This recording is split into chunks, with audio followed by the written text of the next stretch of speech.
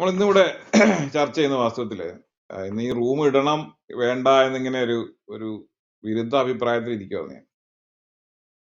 വേറെ ഒന്നും കൊണ്ടല്ല, പ്രസന്റേഷൻ കുറച്ചൊക്കെ റെഡിയാക്കി. പക്ഷെ എന്നാലും ഒരു ദിവസം അല്പം മടി പിടിച്ചിരിക്കാൻ വീട്ടിൽ എന്ന് വിചാരിച്ചാണ് വാസ്തവത്തില്. പക്ഷെ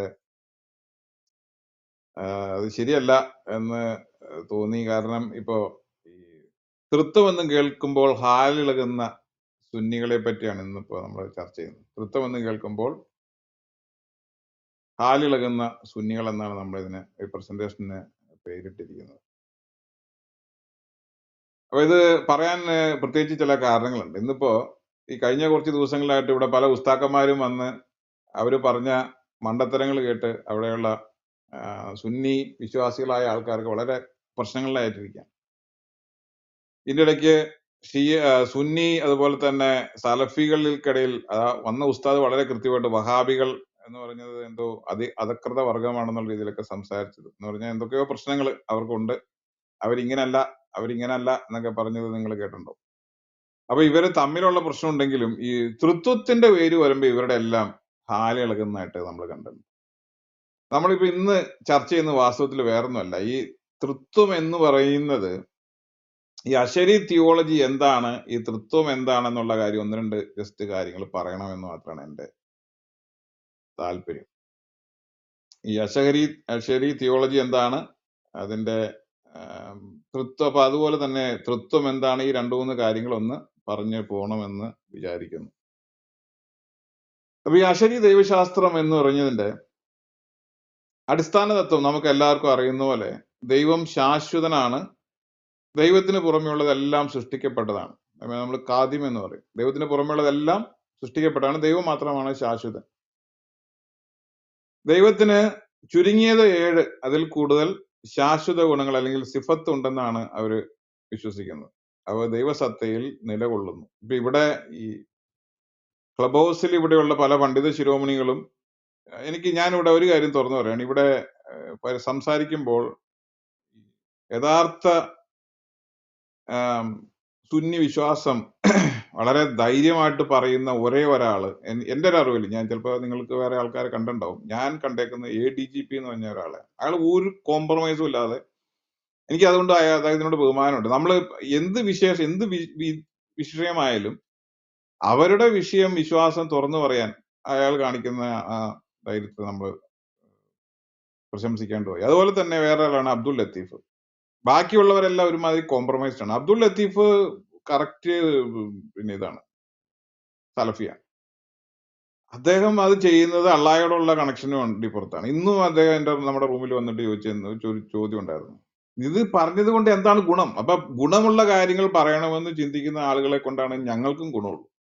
അതുകൊണ്ട് ഈ എന്താണ് അശരി എന്ന് പറയുന്ന സാധനം, അതിന്റെ അടിസ്ഥാന തത്വങ്ങൾ പറയുമ്പോൾ അവിടുത്തെ ഏറ്റവും പ്രധാനപ്പെട്ടത്, ഈ അശരിയുടെ ഏറ്റവും പ്രധാനപ്പെട്ട തത്വങ്ങളിൽ ഒന്ന്, ദൈവത്തിന്റെ വചനം അല്ലെങ്കിൽ കലാം ശാശ്വതവും അസൃഷ്ടവുമായ ഒന്നാണ്.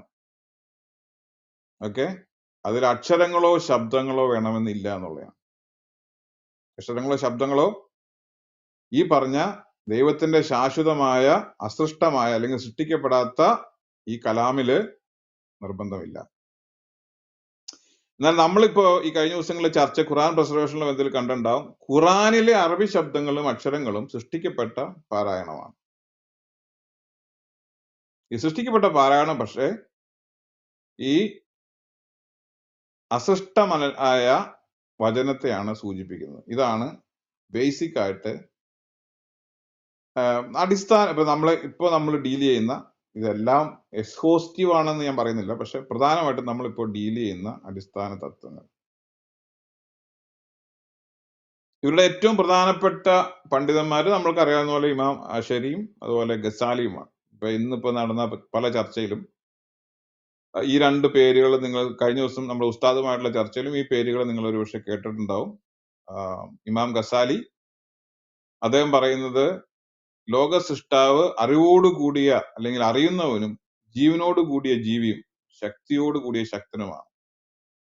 ഈ ഗുണങ്ങളെല്ലാം ദൈവത്തിന്റെ സത്തയിൽ നിലകൊള്ളുന്നു, അവന്റെ എല്ലാ ദിവ്യ ഗുണങ്ങളും ശാശ്വതമാണെന്നുള്ളതാണ്. ചുരുക്കി പറഞ്ഞാൽ നമ്മൾ ആദ്യം പറഞ്ഞ കലാം എന്നുള്ളത് ശാശ്വതമാണ്.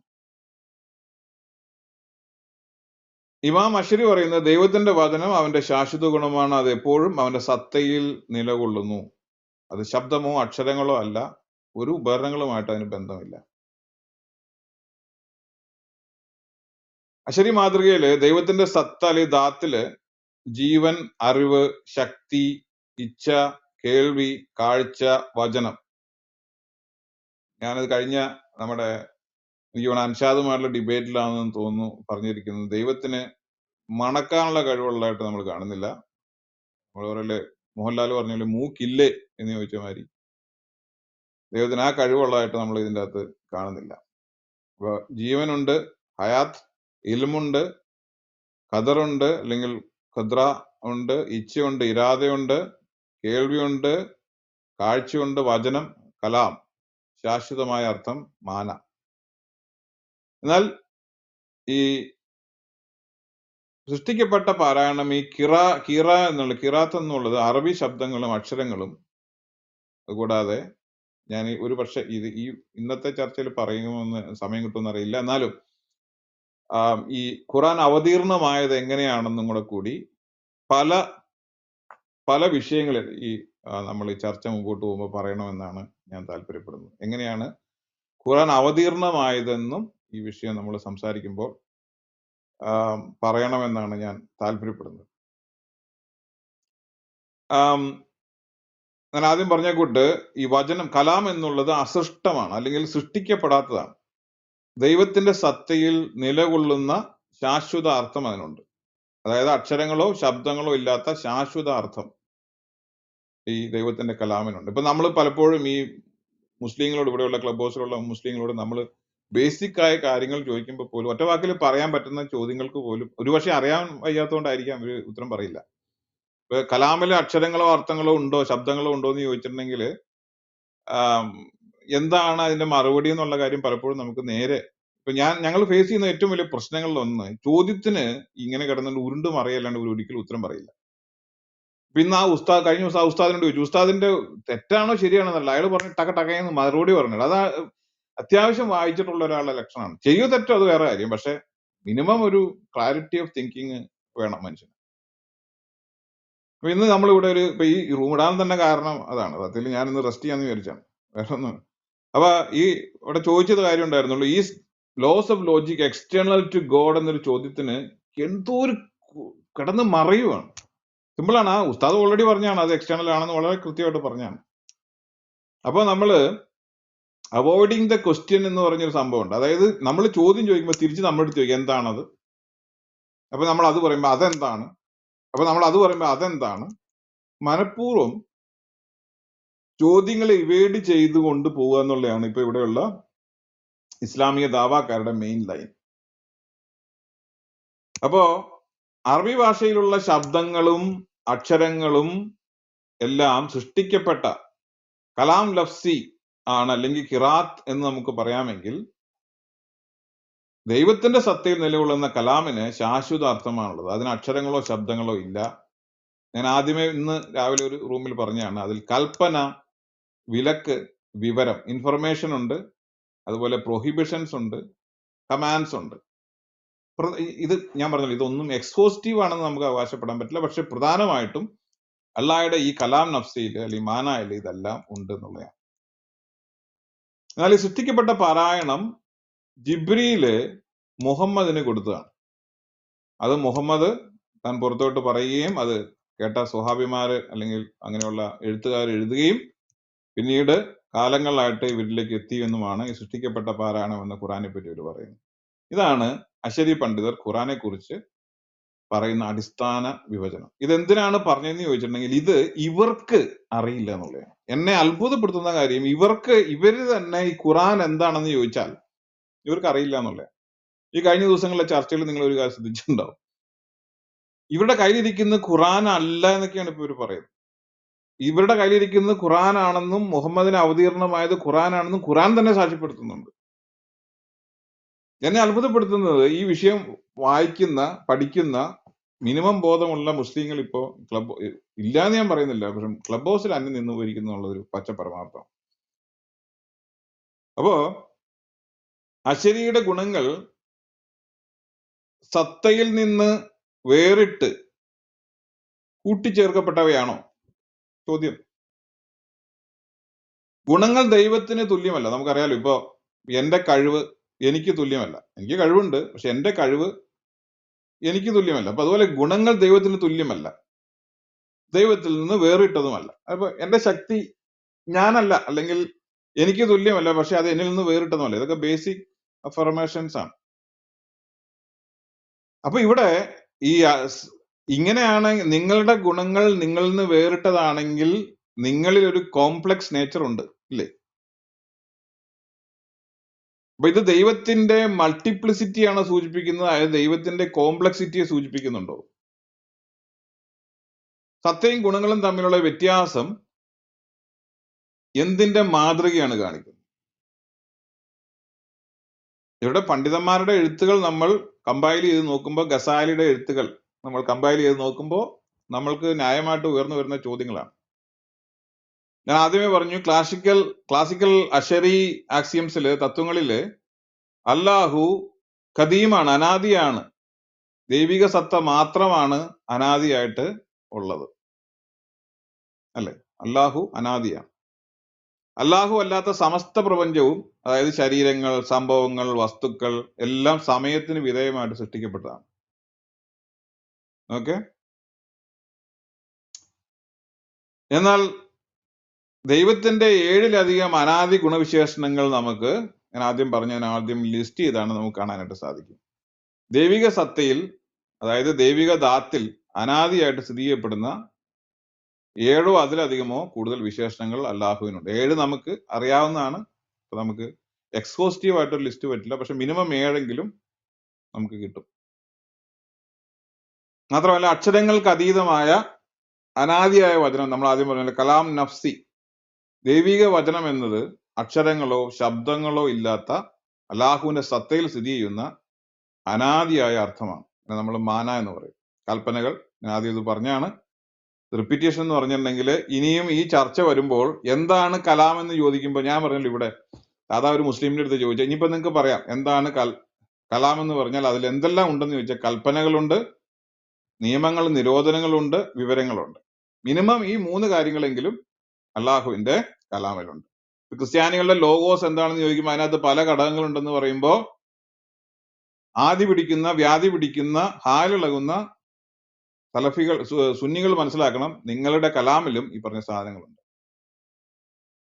അശരി ദൈവശാസ്ത്രത്തിന്റെ വിശേഷണങ്ങൾ നമ്മൾ മനസ്സിലാക്കുമ്പോൾ അവിടെ ഏകദേശം ഞാൻ ആദ്യം പറഞ്ഞ ഈ ലിസ്റ്റ് നിങ്ങൾക്ക് വളരെ വ്യക്തമായിട്ട് മനസ്സിലാക്കാവുന്നതാണ്. ദൈവിക ഗുണവിശേഷണങ്ങൾ അശാരി തിയോളജിയില് ഡിവൈൻ ആട്രിബ്യൂട്ട്സ് ആയിട്ട് നമ്മൾ പരിശോധിക്കുമ്പോൾ അത് ഗ്രാഫിക്കലായിട്ട് തന്നെ നമുക്ക് പറയാവുന്നതാണ്. അതായത് ഇത് ഒന്നല്ല, പക്ഷെ വ്യത്യസ്തമായിട്ട് തന്നെ നിലകൊള്ളുന്ന പല ഗുണവിശേഷങ്ങൾ അല്ലാഹുവിന്റെ സത്തയിൽ അനാദിയായ സത്താപരമായ പിന്നെ ഐക്യമുണ്ടെങ്കിലും ഇവർ തമ്മിൽ ഈ ഗുണലക്ഷണങ്ങളിൽ വ്യത്യാസമുണ്ടെന്ന് മനസ്സിലാക്കേണ്ടി വരും.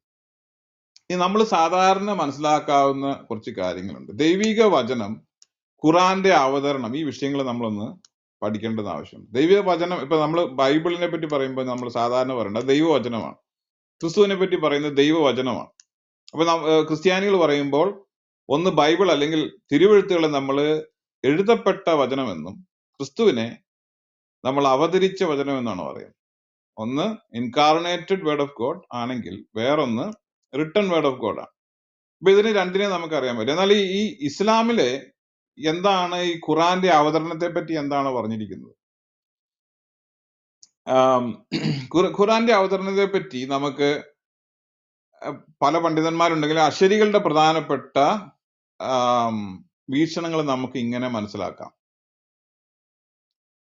ഖുറാൻ 26-193 ഇങ്ങനെ വായിക്കുന്നു: തീർച്ചയായും ഇത് ലോകരക്ഷിതാവ് അവതരിപ്പിച്ചാണ്. വിശ്വസ്തനായ ആത്മാവ്, അതായത് ജിബ്രീൽ, ബ്രാക്കറ്റിലാണ്, അങ്ങനെ ജിബ്രീൽ അതിനകത്ത് ഉണ്ടാവില്ല, അതുമായി ഇറങ്ങി നിന്റെ ഹൃദയത്തിൽ നീ മുന്നറിയിപ്പ് നൽകുന്നവരിൽ ഒരാളാകുവാൻ വേണ്ടി. എങ്ങനെയാണ് എഴുതിയിരിക്കുന്നത്?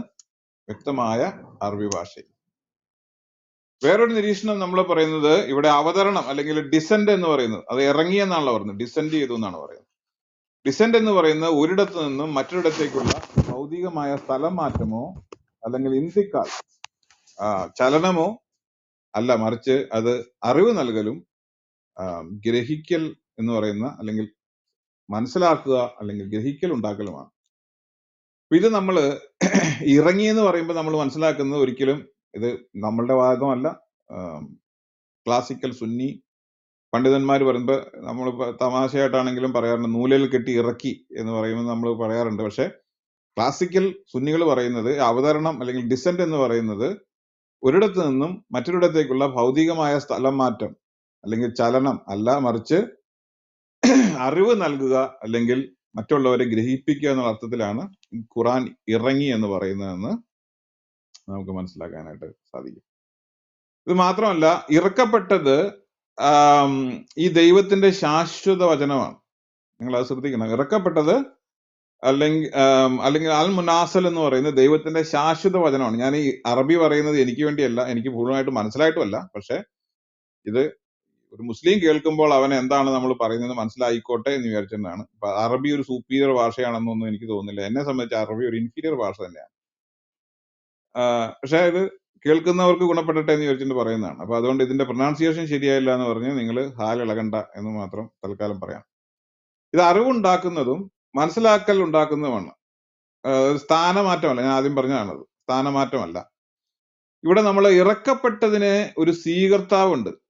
ആദ്യമായിട്ട് ഈ അള്ളാഹു ഇറക്കിയ ഈ ഗ്രന്ഥത്തെ സ്വീകരിച്ചത് പ്രവാചകനാണ്. പ്രവാചകന്റെ ഹൃദയമാണ് അത് സ്വീകരിച്ചത്, അല്ലെങ്കിൽ പ്രവാചക ഹൃദയത്തിലേക്കാണ് ഇട്ടുകൊടുത്തത്.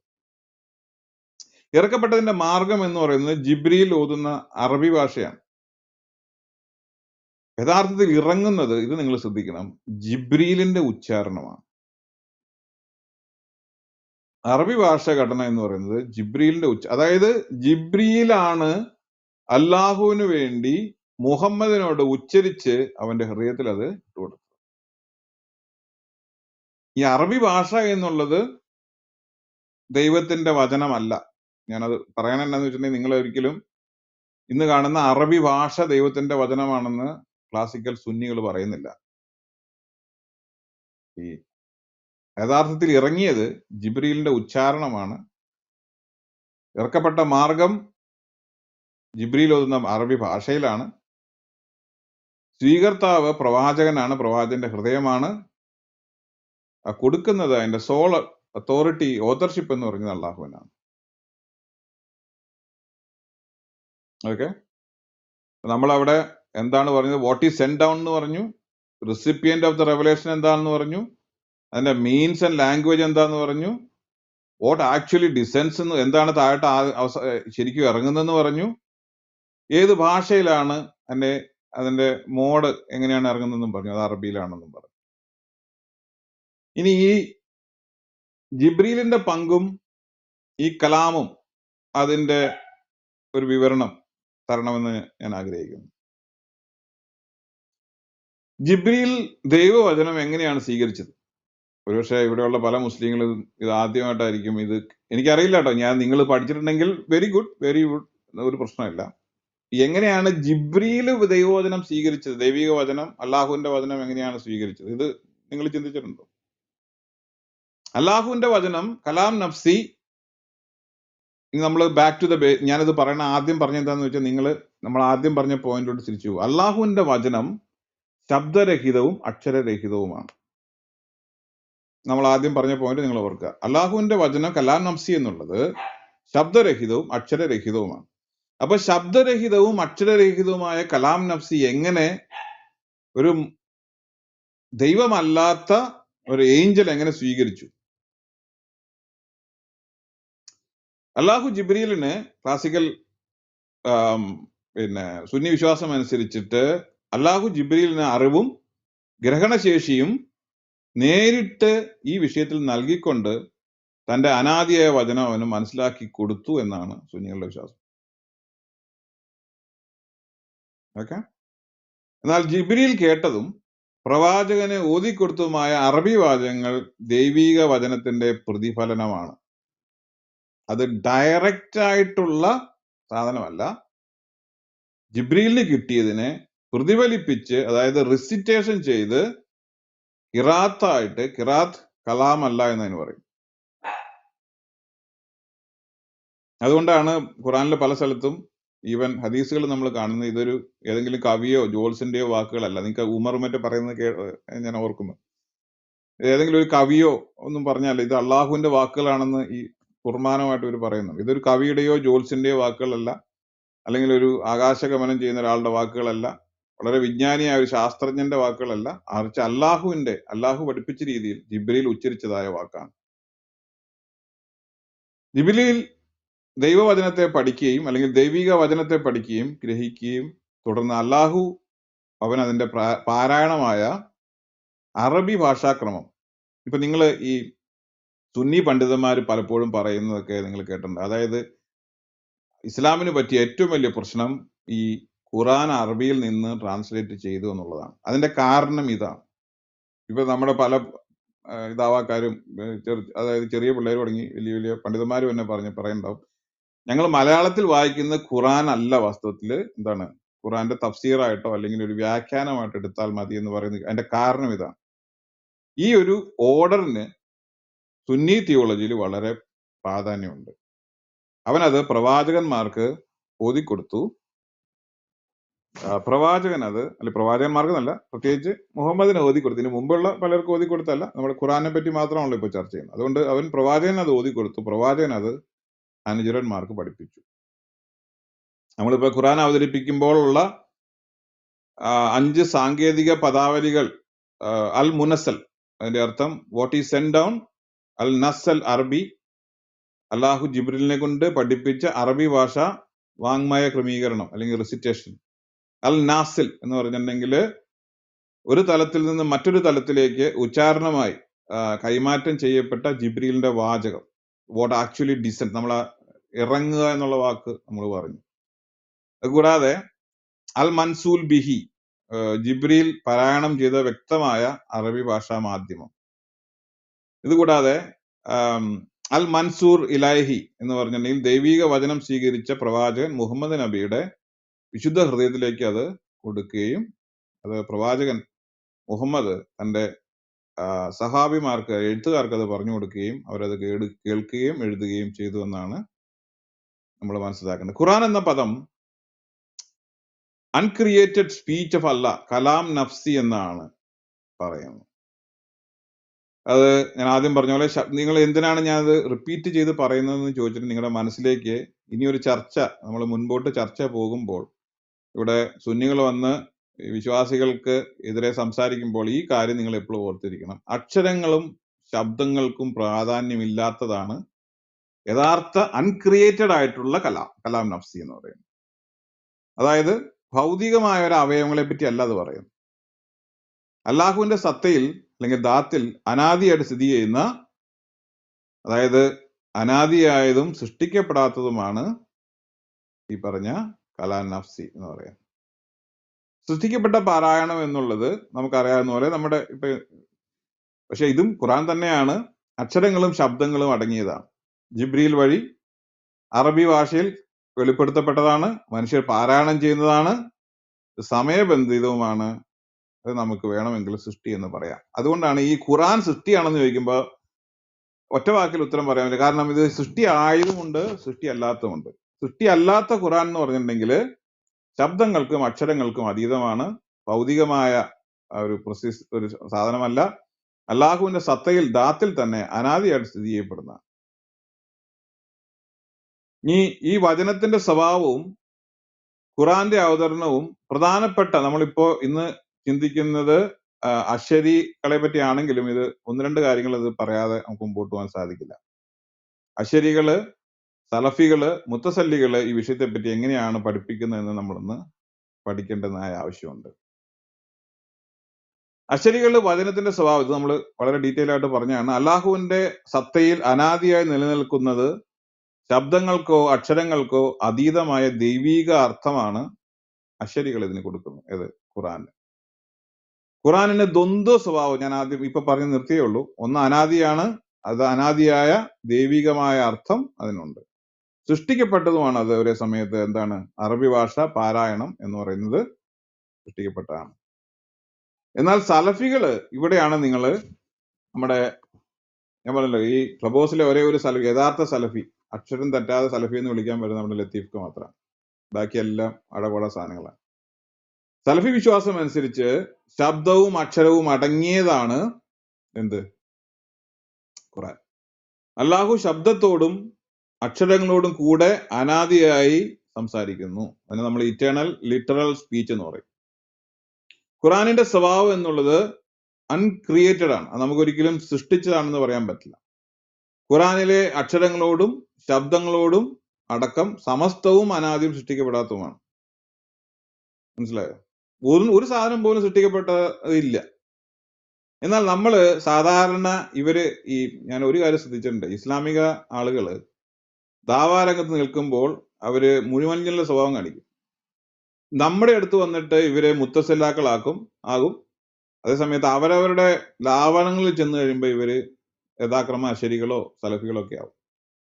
കാരണം ഈ മുത്തസില്ല വാദമാണ് ഈ ഇസ്ലാമിന്റെ തിയോളജി പറയാൻ കുറച്ചും കൂടെ എളുപ്പം. ഞാൻ ഇന്ന് വേറെ റൂമിൽ പറഞ്ഞോളൂ. വചനത്തിന്റെ സ്വഭാവം ഇവരുടെ അനുസരിച്ച് സ്വതന്ത്ര അനാദി വചനമല്ല. ദൈവത്തിന് സത്തയ്ക്ക് പുറമെ പ്രത്യേകം അനാദി വചനമില്ല. മനസ്സിലായോ? ഇറ്റേണൽ ആട്രിബ്യൂട്ട് എന്ന് പറയുന്ന രീതിയിലല്ല മുത്തസിലാക്കള് ഖുറാനെ കാണുന്നത്. അത് കാണുന്നത് സൃഷ്ടിക്കപ്പെട്ടതും പൂർണ്ണമായതും ദൈവത്താൽ സമയബന്ധിതമായിട്ട് ഇറക്കപ്പെട്ട് സൃഷ്ടിക്കപ്പെട്ടതാണ്, ക്രിയേറ്റഡ് ആണ്. അപ്പൊ ഈ മൂന്ന് കാര്യങ്ങൾ നമ്മൾ ഓർത്തിരിക്കണം. അശരികളുടെ അടിസ്ഥാനത്തിൽ വചനത്തിന് രണ്ട് സ്വഭാവമുണ്ട്, ദ്വന്ദ്വ സ്വഭാവമാണ്. ഒന്ന് അനാദിയായ അക്ഷരങ്ങളില്ലാത്ത അർത്ഥം മാത്രമാണുള്ളത്. അക്ഷരങ്ങളോ അതുപോലെ സാധനങ്ങളൊന്നും ഇല്ല. അക്ഷരങ്ങൾക്കോ ശബ്ദങ്ങൾക്കോ നമുക്കൊന്നും കൂടെ പറയാൻ പറ്റില്ല. പക്ഷേ സലഫികൾ, അതുകൊണ്ടാണ് അവരെ ലിറ്ററലിസ്റ്റുകൾ എന്ന് പറയുന്നത്. അവരെ സംബന്ധിച്ച് ഈ ശബ്ദവും അക്ഷരവും ഈ അറബി എല്ലാം ഇതിൻ്റെ അകത്ത് പെടും. അതുകൊണ്ട് അവര് ഖുറാൻ എഴുതിയിരിക്കുന്ന അതുപോലെ തന്നെ വിശ്വസിക്കാനാണ് അവർക്ക് താല്പര്യം. നമ്മൾ ഈ ദൈവശാസ്ത്ര ചിന്താധാരകളൊന്ന് താരതമ്യം, അതായത് നമ്മൾ പലപ്പോഴും ഈ തിയോളജിക്കൽ കമ്പാരിസൺ ചെയ്യുന്നത്, നമ്മളെ കുഞ്ഞു ക്ലാസ്സിലൊക്കെ നമ്മൾ പരീക്ഷ എഴുതുമ്പോൾ ഒക്കെ വരും, രണ്ടിന്റെയും വ്യത്യാസം പറയും. വ്യത്യാസം പറയാൻ പറ്റിയ അതിന്റെ അർത്ഥം നിങ്ങൾക്ക് രണ്ടിനെ പറ്റി അറിയാന്നുള്ളതാണ്. മനസ്സിലായില്ലേ? നിങ്ങൾക്ക് രണ്ട് കാര്യങ്ങൾ തമ്മിലുള്ള വ്യത്യാസം പറയാൻ നിങ്ങൾക്ക് പറ്റിയാൽ നിങ്ങൾക്ക് രണ്ടിനെ പറ്റിയും വ്യക്തമായിട്ട് അറിയാമെന്നുള്ളതാണ്. അപ്പൊ അശരി സ്കൂളില് വചനത്തിന്റെ സ്വഭാവം ഞാൻ ആദ്യം പറഞ്ഞേക്കൂട്ട് സത്യയിൽ അനാദിയായിട്ട് നിലനിൽക്കുന്നത്, അക്ഷരങ്ങളില്ലാത്തത്, പിന്നെ ദ്വന്ദ് സ്വഭാവമുള്ളത്, അനാദിയായ ദൈവികാർത്ഥം അതിനകത്തുള്ളത് മാനയാണ്. സൃഷ്ടിക്കപ്പെട്ട അറബി പാരായണം ഉണ്ട്, അത് ദ്വന്ദ്വമാണ്. അത്തരയില് അള്ളാഹു ശബ്ദത്തോടും അക്ഷരങ്ങളും കൊണ്ടും കൂടെ സംസാരിക്കുന്നു. ഖുറാനിലെ അക്ഷരങ്ങളും ശബ്ദങ്ങളും അടക്കം സമസ്തവും അനാദിയും സൃഷ്ടിക്കപ്പെടാത്തതുമാണ്. മുത്തസിലാക്കൾ പറയുന്നത് ദൈവത്തിന്റെ സത്തയ്ക്ക് പുറമെ പ്രത്യേക അനാദി വചനമില്ല. ഇതാണ് ഇന്ന് ഇവിടെ പല ആൾക്കാരും, പല സോക്കോൾഡ് ഫിലോസഫേഴ്സും വന്നിരുന്ന് രക്ഷപ്പെടാൻ വേണ്ടി ക്രിസ്ത്യാനികളുടെ മുമ്പിൽ എടുക്കുന്നത്. ഖുറാന്റെ അവതരണ ശ്രേണി നമ്മൾ പരിശോധിച്ചാൽ നമ്മൾ ആദ്യമേ പറഞ്ഞു, അല്ലാഹു ഇറ്റേണൽ ഗോഡാണ്, അനാദിയായ സത്തയും വിശേഷങ്ങളുമുള്ള ഇറ്റേണൽ ഗോഡാണ്. ഖുറാൻ എന്നുള്ളത് അനാദിയായ വചനം, ഇറ്റേണൽ സ്പീച്ച്, കലാം നഫ്സി, ശബ്ദങ്ങൾക്കും അക്ഷരങ്ങൾക്കും അതീതമായത്. അത് എന്ത് ചെയ്യുന്നു? അറിവ് നൽകി. ആർക്ക്? അള്ളാഹു ഈ അനാദിയായ വചനത്തെ പറ്റി അറിവ് ജിബ്രീലിന് നൽകി. ജിബ്രീൽ അള്ളാഹുവിന്റെ വചനം മനസ്സിലാക്കുന്നു. അള്ളാഹുവിന്റെ വചനം എന്ന് പറഞ്ഞാൽ അള്ളാഹുവിന്റെ സ്പീച്ച് മനസ്സിലാക്കുന്നു. അള്ളാഹു പഠിപ്പിച്ച അറബി ഭാഷാക്രമം ഉച്ചരിക്കുന്നു. അത് സൃഷ്ടിക്കപ്പെട്ട പാരായണം അല്ലെങ്കിൽ ക്രിയേറ്റഡ് റിസിറ്റേഷനിലൂടെ എത്തുന്നു. അത് മുഹമ്മദ് നബിക്ക് കിട്ടുന്നു. അദ്ദേഹം അത് ഉമ്മത്തിന് കൈമാറും. എന്റെ ചോദ്യം, അനാദിയായ ദൈവം, അപരിമേയനായ ദൈവം, സൃഷ്ടാവായ ദൈവം, കാലത്തിലല്ലാത്ത ദൈവം എപ്പോഴാണ്, ഈ കാലത്തിൽ ഏത് സമയത്താണ് ജിബ്രീൽ ഇത് അവതരിപ്പിച്ചത്? ആ അവതരണം ഇറ്റേണലാണോ? ആണോ? ആ അവതരണം ഇറ്റേണൽ ആണോ? ആ ഇറ്റേണൽ ആണെങ്കിൽ അള്ളാഹു ചെയ്ത പ്രവൃത്തിക്ക് മുൻപും പിൻപും എന്ന് വരുമോ? ഈ അള്ളാഹുവിന്റെ വചനം മനസ്സിലാക്കുന്നതിന് മുമ്പും പിൻപും എന്നൊരു കാലമുണ്ടോ? അത് കാലത്തിലാണോ സംഭവിച്ചത്? കാലത്തിന് മുൻപ് ആണോ? അത് ഇറ്റേണൽ ആയിട്ട് സംഭവിച്ചതാണോ? നമ്മള് ഈ ഞാൻ എന്തിനാണ് വീണ്ടും വീണ്ടും ഈ സലഫികളെ പറ്റി പറയുന്നത് നിങ്ങൾ ചിന്തിച്ചിട്ടുണ്ട്. വാസ്തവത്തില് ഈ പിന്നെ സുന്നികളെ ആക്രമിക്കാൻ ഞാൻ ഇവരുടെ ഈ തർക്കങ്ങളൊക്കെ കേൾക്കാറുണ്ട്. എന്നെ അത്ഭുതപ്പെടുത്തുന്ന കാര്യം വാസ്തവത്തില് സുന്നികളും സലഫികളും തമ്മിൽ ഈ മടവൂരിനെ പറ്റിയും എന്താണ് ഈ പിന്നെ നബിദിന ആഘോഷത്തെ പറ്റിയൊന്നും അല്ല ചർച്ച ചെയ്യേണ്ടത്. നിങ്ങൾ ചർച്ച ചെയ്യേണ്ട കാര്യം വാസ്തവത്തിൽ ഖുറാൻ എന്താണ് എന്നുള്ള കാര്യത്തിലാണ്. മനസ്സിലായോ? നിങ്ങൾ ചർച്ച ചെയ്യേണ്ടത് നിങ്ങളുടെ ഖുറാൻ എന്താണെന്ന് നിങ്ങളുടെ ഗ്രന്ഥം പഠിപ്പിച്ചിരിക്കും. എനിക്ക് I simply feel for them. ഇവരിപ്പോൾ ഈ മടവൂര് കിടവൂര് എന്നൊക്കെ പറഞ്ഞാൽ സോറി കിടവൂർ എന്ന് പറഞ്ഞ സോറി അത് ഞാനൊരു ക്ലോക്കിൽ പറഞ്ഞാണ്. നിങ്ങളുടെ ആൾക്കാരെ ഒന്നും എനിക്ക് അപമാനിക്കണമെന്നൊന്നുമില്ല. ഇതല്ല വിഷയം. ഒരു ബീവിയുടെ കാര്യമൊക്കെ പറഞ്ഞു, ഞാൻ എപ്പോഴും മറന്നു. ഏതൊരു ബീവി ഇവരുടെ ഇതൊന്നല്ല. For example Ibn Taymiyyah divine സ്പീച്ചിനെ പറ്റി പറഞ്ഞിരിക്കുന്നത് ഖുറാൻ എന്ന് പറഞ്ഞത് എന്താണ്? ഇറ്റേണൽ ആണ്, അല്ലേ? ഇബിൻ തൈമിയ പറഞ്ഞിരിക്കുന്നത് ഡിവൈൻ സ്പീച്ച് എന്ന് പറഞ്ഞത്, അല്ലെങ്കിൽ ആ അള്ളാഹുവിന്റെ ഖുറാൻ എന്ന് പറഞ്ഞ് eternally inherent but temporarily activated in specific acts by God's choice and will. ഇതിന്റെ അകത്ത് അക്ഷരങ്ങളും ശബ്ദങ്ങളും ഉണ്ട് എന്നുള്ളതാണ്. നിങ്ങൾക്ക് എന്താണ് അഭിപ്രായം? നിങ്ങൾക്ക് എന്ത് തോന്നുന്നു? സുഹൃത്തെ, സലഫികളും സുന്നികളും തമ്മിൽ ചർച്ച ചെയ്യേണ്ട വിഷയം ഇതൊക്കെയല്ലേ? അല്ലേ? Reason and revelation. ഇന്നിപ്പോ കഴിഞ്ഞ ദിവസം ഇവിടെ അഹ്സനി ഉസ്താദും അതുപോലെ നമ്മുടെ സുറൈജി ഉസ്താദും വന്നിട്ട് അദ്ദേഹം പറഞ്ഞത് reason is predominant. Very good, very good. Reason, അദ്ദേഹം പറഞ്ഞത് റീസൺ പ്രിവെയിൽസ് ഓവർ വാട്ട്, അല്ലെങ്കിൽ laws of logic prevails over Allah എന്നാണ് പറഞ്ഞത്. എന്നിട്ട് ഇവിടുത്തെ മുസ്ലിങ്ങൾ അതിനെ വെളുപ്പിക്കാൻ നടക്കുക. എനിക്ക് I don't really understand what they really want to say. Honestly I don't understand it. Okay, actually the battle should be over reason, revelation, and the battle over the divine attributes. നിങ്ങളുടെ അള്ളാഹുവിന് 7-ലധികം attributes ആണ്, മറ്റവർക്ക് 99. അതിനെ പോട്ടെ, 7 അധികം എന്ന് പറഞ്ഞാൽ 99 ആവാൻ പാടില്ല എന്നില്ല. അതിന് നമുക്ക് അങ്ങനെ പറയാം. ഇവര് പറയുന്നത്, ഇബിൻ തൈമിയ പറയുന്നത്, they are disputing over a speculative theology called Kalam. എന്നിട്ട് എന്താ സംഭവിക്കുന്നത്? they align human reason with explicit scriptural text. Direct ആയിട്ട് ഇപ്പൊ നമ്മുടെ നബിയിലൊക്കെ പറയുന്നില്ല, അള്ളാഹുവിന് കൈ ഉണ്ടെന്ന് പറഞ്ഞാൽ കൈയുണ്ട്, കാലുണ്ടെന്ന് പറഞ്ഞാൽ കാലുണ്ട്, ഊരയുണ്ടെന്ന് പറഞ്ഞാൽ ഊരയുണ്ട്, കുർസിയിലിരിക്കുന്ന കുർസിയിലിരിക്കും, വേറെ കഥയൊന്നുമില്ല. അപ്പോ നിങ്ങളുടെ ബുദ്ധിയാണ്, ഇവിടെ നമ്മുടെ അഹ്സനി വന്ന് പറഞ്ഞാണ്, നിങ്ങളുടെ ബുദ്ധി അനുസരിച്ചിട്ടാണ് ഖുർആൻ വായിക്കുന്നത്. Who give you that authority? ആണ് ഇബിൻ തൈമിയ. ഇതാണ് നിങ്ങൾ തമ്മിലുള്ള പ്രശ്നം സുഹൃത്തെ. എപ്പിസ്റ്റമോളജിക്കൽ പ്രോബ്ലം എന്ന് പറയുന്നത് റീസൺ ആൻഡ് റെവലേഷൻ എന്ന് പറയുമ്പോൾ ഇയാള് ചോദിക്കണേ, എങ്ങനെയാണ്, എന്താണ് റീസൺ ശരിയാന്ന് നിങ്ങളുടെ അടുത്ത് ആരാണ് പറഞ്ഞത്? Who told you that? If explicit revelation conflicts with rational proof takes precedence.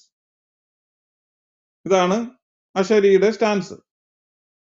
So revelation must be reinterpreted accordingly.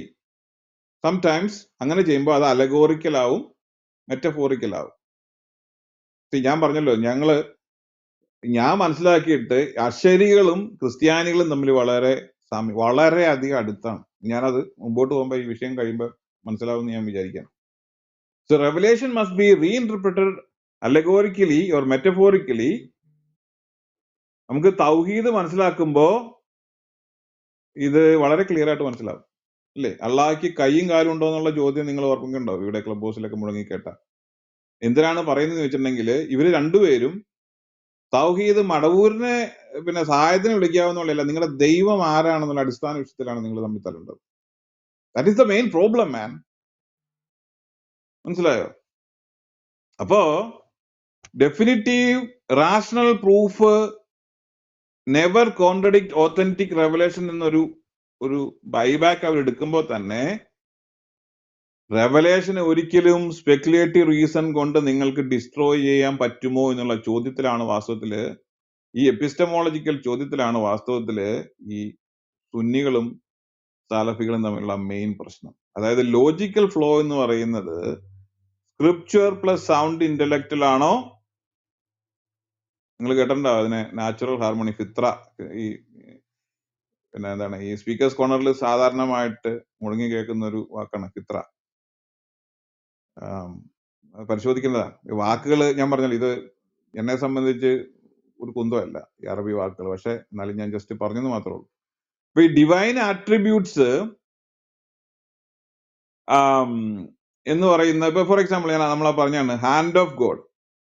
Hand of God അതുമാതിരി പിന്നെ ദൈവത്തിന്റെ സ്പീച്ച്, ഇപ്പൊ ഇറ്റേണൽ കലാം എന്താണെന്നുള്ള കാര്യം, അതായത് സൗണ്ട് ആൻഡ് ലെറ്റർ ഉണ്ടോ, ഇങ്ങനെയുള്ള പല കാര്യങ്ങളും നമ്മൾ ഇവർ തമ്മിൽ വിഷയം വ്യത്യാസമുണ്ട്. ഇപ്പൊ ഇവിടെ വന്നിട്ട് ഞങ്ങൾ രണ്ടും ഒന്നാന്ന് പറഞ്ഞാൽ സുഹൃത്തെ, നിങ്ങളുടെ ദൈവം തന്നെ വേറെയാണ്, നിങ്ങളുടെ ഖുറാൻ വേറെയാണ്. ഇപ്പൊ ഞാൻ ഖുറാൻ വേറെയാണെന്ന് നിങ്ങൾ വിചാരിക്കരുത്. ഖുറാൻ രണ്ടുപേരും ഞാൻ വായിക്കുന്നത് രണ്ടാണെന്നല്ല. ഒരാള് വായിച്ചിട്ട് മനസ്സിലാക്കുന്ന കാര്യമല്ല വേറെ ആള് വായിച്ചിട്ട് മനസ്സിലാകുന്നു. അതായത് ഇപ്പൊ ഞാൻ ഒരു സുന്നിയാണെങ്കിൽ ഞാൻ വായിച്ച് മനസ്സിലാക്കുന്ന കാര്യങ്ങളല്ല ഒരു സലഫി വായിച്ചിട്ട് മനസ്സിലാക്കുന്നത്. അപ്പൊ നിങ്ങളുടെ രണ്ടുപേരുടെയും ഖുറാന് വേറെയാണ് അല്ലേ? മത്ത എന്ന് എഴുതി വെച്ചിട്ട് മത്തായി എന്ന് വായിച്ചാൽ എങ്ങനെ ഉണ്ടാവും? വ്യത്യാസമില്ലേ? അപ്പോ മത്തായി എന്നുള്ളതിന് രണ്ടർത്ഥമുണ്ട്. ഒരർത്ഥം മത്തായി എന്നുള്ള പേരാണെങ്കിൽ വേറൊരർത്ഥം മത്തായി, കുടിച്ച് മത്തായി എന്നാണ്. അപ്പൊ ഒരാൾ വായിക്കുന്നത് മത്തായി എന്നുള്ള പേരും വേറൊരാൾ വായിക്കുന്നത് കുടിച്ച് മത്തായി എന്നുള്ള അർത്ഥമാണെങ്കിൽ നിങ്ങൾ രണ്ടും രണ്ട് സാധനമാണ് വായിക്കുന്നത്. ഒരുപക്ഷെ എഴുത്ത് അക്ഷരങ്ങളൊക്കെ ഒന്നായിരിക്കും, നിങ്ങൾ മനസ്സിലാക്കുന്ന രണ്ടാണ്. സലഫികൾ കൈയുണ്ടെന്ന് പറഞ്ഞാൽ കൈയുണ്ടെന്ന് പറയുമ്പോൾ സുന്നികൾ വായിക്കുമ്പോൾ കൈയുണ്ടെന്ന് പറഞ്ഞാൽ കൈയുണ്ടെന്നല്ല. അപ്പൊ അഷാരി മോഡലും അത്താരി അല്ലെങ്കിൽ സലഫി മോഡലും അല്ലെങ്കിൽ ഹൻബലി മോഡലും വ്യത്യാസമാണ്. ഞാൻ പറഞ്ഞിട്ട് ഈ അർത്ഥങ്ങളിൽ വ്യത്യാസം വരുമ്പോൾ വായനയ്ക്ക് വ്യത്യാസം വരും. മനസ്സിലായോ? അപ്പൊ ഈ കോസാലിറ്റി അല്ലെങ്കിൽ ഹ്യൂമൻ ഫ്രീ വില്ലിൽ വ്യത്യാസമുണ്ട്. Okay, secondary causes have no inherent power. എവിടെ? അസാരിയില്. ഫോർ എക്സാമ്പിൾ, ഒരു ഫയറിനോട് നമ്മൾക്കൊരു കോട്ടനോട് നമ്മൾ തുല്യപ്പെടുത്തി പറഞ്ഞ fire does not burn cotton, God creates burning directly when the meet. ഇതൊരു എക്സ്പ്ലനേഷൻ ആണ്. തൈമിയൻ ഇതിനകത്ത് പറയുന്നത്, അല്ലെങ്കിൽ സലഫികളുടെ ഇതിനകത്ത്, God created genuine cause and effect laws denying causality which undermines moral accountability and natural law. എന്തിനാണ് പറയുന്നതെന്ന് വെച്ചിട്ടുണ്ടെങ്കിൽ ഇതുപോലുള്ള ഭീകരമായ വിഷയങ്ങളിലാണ് സലഫികളും സുന്നികളും തമ്മിൽ. ഇവിടെ ഒരു കാര്യത്തിൽ എനിക്ക് സന്തോഷമുണ്ട്, ചില ആളുകൾക്കെങ്കിലും ഇത് എന്താണ് ഈ വ്യത്യാസം എന്ന് മനസ്സിലാക്കിയിട്ടുണ്ട്. ഫോർ എക്സാമ്പിൾ, ഇപ്പൊ നമ്മുടെ ഇതിന്റെ പേര് ഞാൻ എപ്പോഴും മറന്നു, കേരളത്തിൽ അറിയപ്പെടുന്ന ഒരു പണ്ഡിതൻ കുറച്ച് ദിവസം എനിക്ക് തരൂ, ഞാൻ മുഴുവൻ പേരെ മുസ്ലിങ്ങളാക്കാന്ന് പറഞ്ഞ അയാളുടെ പേര് ഞാൻ പെട്ടെന്ന് പറഞ്ഞു. അയാള് പറഞ്ഞിരിക്കുന്നത്, നിങ്ങൾക്കൊരു കാഫിറിന് ബാലുശ്ശേരി, ഒരു കാഫിറിന് ഒരു ശിക്ഷയുള്ളൂ, കാരണം അയാൾക്ക് അറിയാൻ പാടില്ല. പക്ഷെ ഈ ഇവർക്ക്, അതായത് ഈ സുന്നികൾക്ക് ഒരു പ്രതീക്ഷ ഇല്ല എന്നാണ് അയാൾ പറയുന്നത്. അപ്പൊ മെത്തഡോളജിക്കൽ ഷിഫ്റ്റ് ഉണ്ട്, വിച്ച് ഈ പിന്നെ സലഫികള് they move the Islamic theology away from the Greek philosophical categories. മനസ്സിലായി? ഞാൻ ക്രിസ്തീയ കോണ്ടെക്സ്റ്റിൽ പറഞ്ഞ, ഞാനിപ്പോ വേറൊരു മതത്തെ അങ്ങോട്ടും ഇങ്ങോട്ടും കമ്പയർ ചെയ്യല്ല, ക്രിസ്ത്യൻ കോണ്ടെക്സ്റ്റിൽ പറഞ്ഞാൽ നമുക്കൊരു എന്താ പറയണേ, ഒരു പട്ടത്വ സഭകളും ലിംഗ്വിസ്റ്റിക് വേരിയസ് ടെക്സ്ച്വൽ ലിംഗ്വിസ്റ്റിക് എടുക്കുന്ന, നമ്മൾ ന്യൂഡ സ്ക്രിപ്ചർ എടുക്കുന്ന സഭകളുമായിട്ട് നമുക്ക് വേണമെങ്കിൽ കമ്പയർ ചെയ്യാൻ പറ്റും. ഞാൻ സഭകളുടെ ഒന്നും പേര് പറയുന്നില്ല. സോ നമ്മൾ അതുപോലെ epistemological balance, they establish that the true reason supports revelation rather than judging it. നമ്മൾ പിന്നെ ടെക്സ്ച്വൽ ഇന്റഗ്രിറ്റി പറഞ്ഞു, which maintains God's absolute transcendence without allegorizing away scriptural description. ഈ അതായത് സലഫികൾ ഇത് വന്നതോടുകൂടിയാണ് ഈ സുന്നികളുടെ ഷാർപ്പ് കോൺട്രാ. ഞാൻ പറഞ്ഞല്ലോ, ഇപ്പൊ മത്തായി എന്ന് രണ്ടർത്ഥത്തിൽ വായിക്കാം. ഒന്ന് മത്തായി എന്നുള്ള പേര്, വേറൊന്ന് മത്തായി എന്നുള്ള കുടിച്ച് മത്തായി എന്നുള്ള അവസ്ഥ. അപ്പോ ഈ നിങ്ങൾ വേണമെങ്കിൽ പറയാൻ രണ്ടുപേരും വായിക്കുന്ന ഒരേ കാര്യമാണ്, പക്ഷെ അർത്ഥം വരുമ്പോ വളരെ വ്യത്യാസമുണ്ട്. മത്തായി നല്ല കാര്യമായി പോയി എന്ന് പറഞ്ഞിട്ടുണ്ടെങ്കിൽ എന്താണ് മത്തായിയോട് പറയാണ് നല്ല കാര്യമായി പോയി. പക്ഷെ വേറെ പറഞ്ഞത് മത്തായി അത് നല്ല കാര്യമായി പോയി എന്നാണ് വായിക്കുന്നതെങ്കിൽ കുടിച്ച് മത്താകുന്നു നല്ല കാര്യമാണെന്നാവും. അല്ലേ? രണ്ടും ഒരർത്ഥമാണോ? ഇനി ഇവരുടെ കുരു പൊട്ടുന്ന ചില കാര്യങ്ങൾ ഒരുപക്ഷെ പിന്നെ മനസ്സിലാക്കാനുള്ള ബുദ്ധി ഉണ്ടെങ്കിലാണ് പൊട്ടുള്ളൂ. എന്നാലും ഞാൻ പറയാം.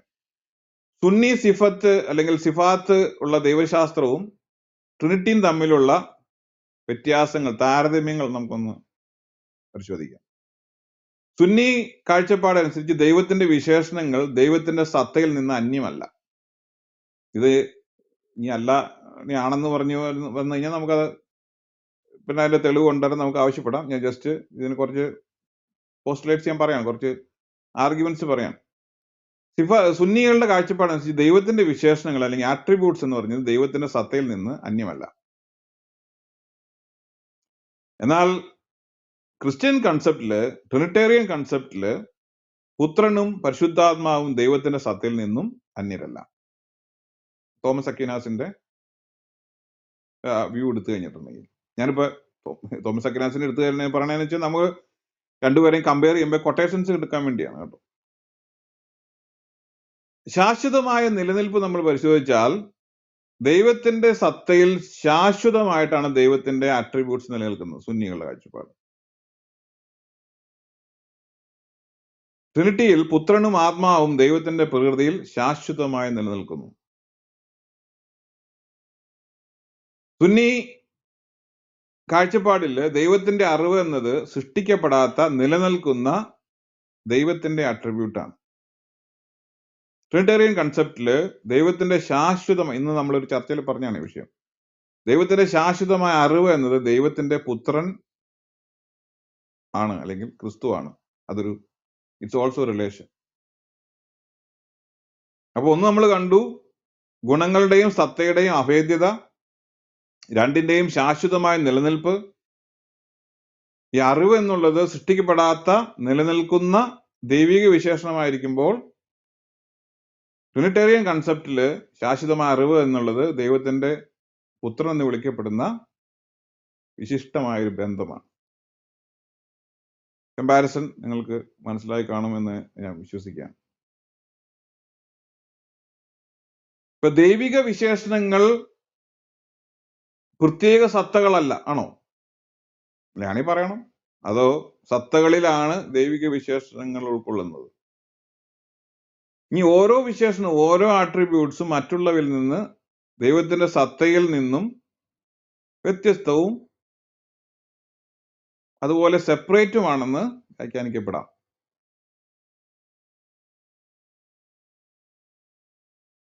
ദൈവിക വിശേഷണങ്ങൾ അല്ലെങ്കിൽ ആട്രിബ്യൂട്ട്സ് എന്നുള്ളത് സ്വതന്ത്രമായിട്ട് നിലനിൽക്കുന്ന വസ്തുക്കളാണോ? അങ്ങനെ അവകാശപ്പെടുന്ന പണ്ഡിതന്മാരുണ്ട്.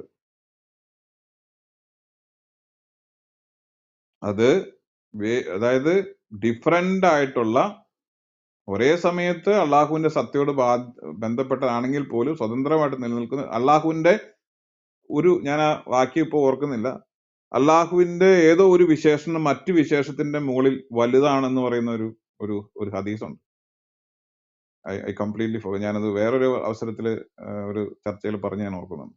അപ്പൊ ഓരോ വിശേഷണങ്ങളും, ഓരോ ആട്രിബ്യൂട്ട്സും അള്ളാഹുവിന്റെ മറ്റുള്ള വിശേഷങ്ങളിൽ നിന്ന് അല്ലെങ്കിൽ ആട്രിബ്യൂട്ട്സിൽ നിന്ന് വ്യത്യസ്തമാണ്. പല പണ്ഡിതന്മാരുടെ അഭിപ്രായ പ്രകാരം ദൈവിക വിശേഷണങ്ങൾ അസ്തിത്വത്തിൽ അല്ലെങ്കിൽ വുജൂദിൽ ദൈവത്തിന്റെ സത്തയോട് പൂർണ്ണമായിട്ട് യോജിക്കുന്നവയാണ്, പക്ഷെ ആശയത്തിൽ വ്യത്യസ്തമാണ്.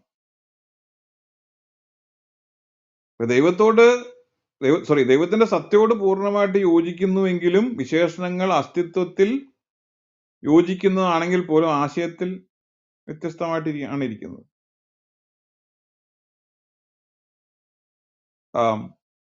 ഞാൻ ആദ്യം പറഞ്ഞു, ഇസ്ലാമിക എസ്പെഷ്യലി ഈ സുന്നി വിശ്വാസത്തിൽ നമുക്ക് ഒരിക്കലും തള്ളാൻ പറ്റാത്ത രണ്ടുപേരാണ് ഇമാം അഷരിയും ഇമാം ഗസാലി ഇങ്ങനെയാണ് പറയുന്നത്: ഞങ്ങൾ അവകാശപ്പെടുന്നത് ഈ ഗുണങ്ങളെല്ലാം, അതായത് ഈ സിഫത്തുകളെല്ലാം ശ്രദ്ധിച്ചു കേട്ടോ, ദൈവത്തിന്റെ സത്തയിൽ നിലകൊള്ളുന്നു എന്നാണ്. അവയിലൊന്നും അവന്റെ സത്തയ്ക്ക് പുറത്ത് നിലനിൽക്കാൻ കഴിയില്ല. എന്താ പറഞ്ഞത്? ഗസാലിയാണ് പറഞ്ഞത്, ഞങ്ങൾ അവകാശപ്പെടുന്നത് ഈ ഗുണങ്ങളെല്ലാം, അതായത് ഈ അട്രിബ്യൂട്ട്സ് എല്ലാം ദൈവത്തിന്റെ സത്തയിൽ നിലകൊള്ളുന്നു എന്നാണ്. അവയിലൊന്നും അവന്റെ സത്തയ്ക്ക് പുറത്ത് നിലനിൽക്കാൻ കഴിയില്ല. അതായത് സ്വന്തമായിട്ടുള്ള ഒരു ഇൻഡിപെൻഡൻസ് ഈ ഗുണങ്ങൾക്കില്ല.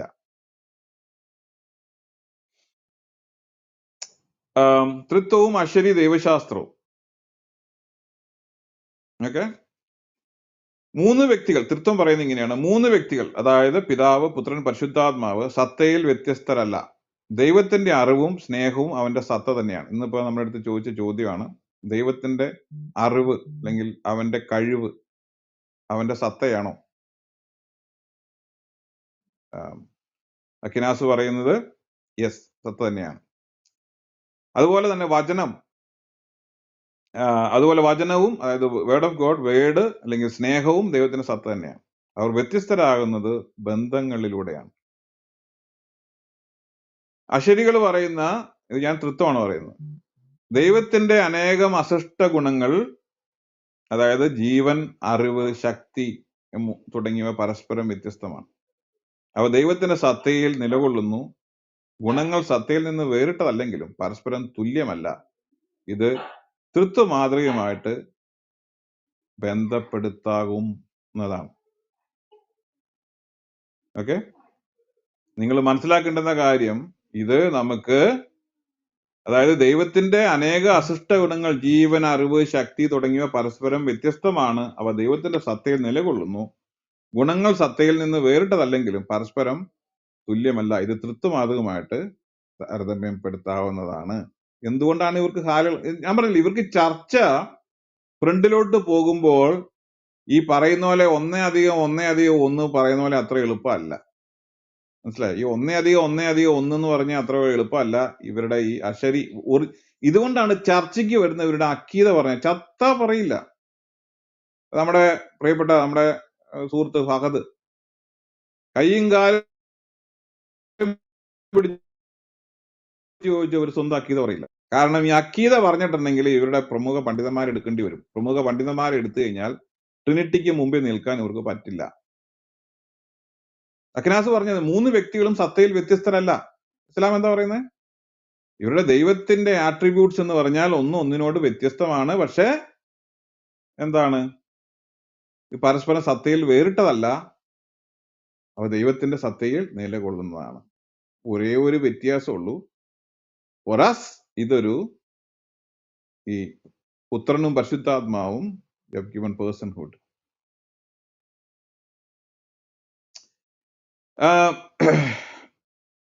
അക്കിനാസിന്റെ കൊട്ടേഷൻ ഞാൻ ഒരു 2-3 വായിക്കാം. ഞങ്ങൾ ഈ 3 വ്യക്തികളെയോ ഹൈപ്പോസ്റ്റാസുകളെയോ സത്തയാൽ വ്യത്യസ്തരാണെന്ന് പറയുന്നില്ല. I am just coating. ഞാനത് ഇംഗ്ലീഷിലും കൂടെ വായിക്കാമെന്ന് വിചാരിക്കും. കാരണം ദൈവത്തിനെ അറിയുന്നതും സ്നേഹിക്കുന്നതുമായ പ്രവർത്തനം അവന്റെ സത്ത തന്നെയായിരിക്കുന്ന പോലെ അവന്റെ വചനവും സ്നേഹവും ദൈവത്തിന്റെ സത്ത തന്നെയാണ്. തോമസ് അക്കിനാസ് പറയാം, ദൈവത്തെക്കുറിച്ച് പൂർണ്ണമായിട്ട് പ്രസ്താവിക്കപ്പെടുന്നതെല്ലാം അവന്റെ സത്തയിൽ നിന്ന് മറ്റൊന്നുമല്ല. കാരണം ആകസ്മികമായിട്ട് മഹാനോ ശക്തനോ നല്ലവനോ അല്ല, മറിച്ച് സത്ത തന്നെയാണ്. ദൈവം ആകസ്മികമായിട്ട് മഹാനോ ശക്തനോ നല്ലവനോ അല്ല, മറിച്ച് സത്ത തന്നെയാണ്.